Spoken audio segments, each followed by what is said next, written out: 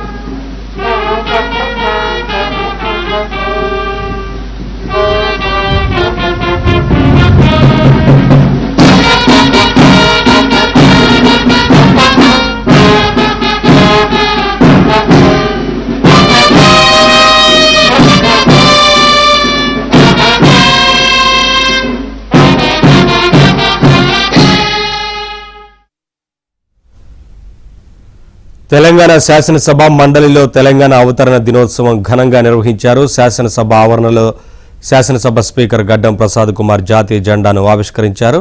రాజ్యాంగ నిర్మాత బిఆర్ అంబేద్కర్, జాతిపిత మహాత్మా గాంధీ విగ్రహాలకు పూలమాలలు వేసి నివాళులర్పించారు.